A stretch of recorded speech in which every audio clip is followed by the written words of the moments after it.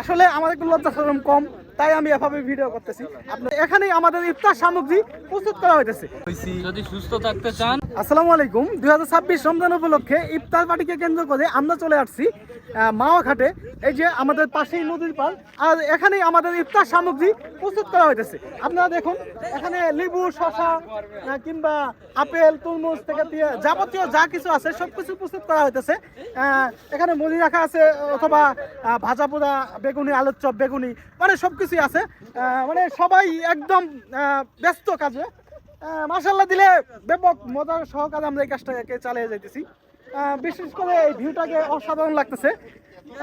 যাই বলবো কেন, সব কিছু মিলিয়ে আলহামদুলিল্লাহ বলতে হবে এবং মাশাআল্লাহ বলতে হবে।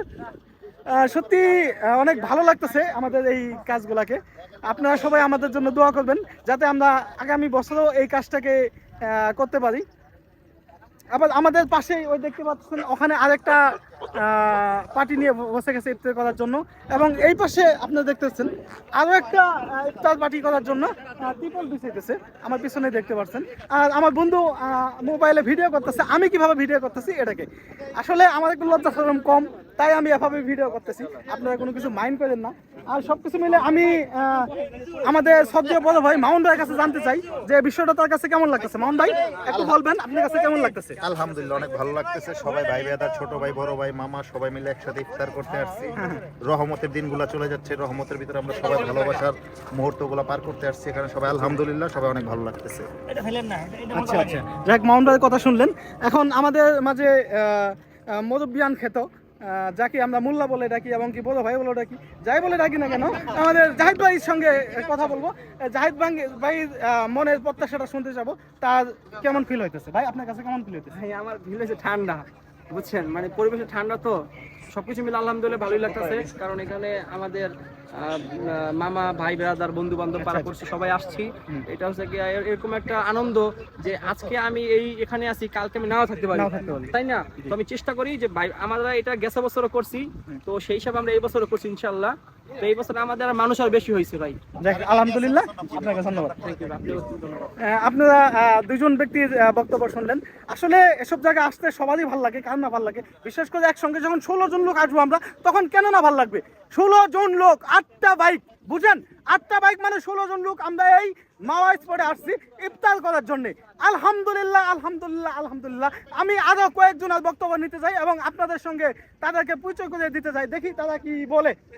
এখানে আমি কাকে বেছে নিব, আসলে অনেক লোকই আছে। শ্রদ্ধেয় বড় ভাই কিংবা যাই বলেন না কেন, অত্যন্ত সম্মানীয় একজন ব্যক্তি আকাশ ভাই, যদিও তিনি আমার সঙ্গে কথা কম বলে, কিন্তু আজকে তার মুখ থেকে কথা বের করে আসবো। আকাশ ভাই, আপনি অবশ্যই বলবেন, কিছু না কিছু বলবেন।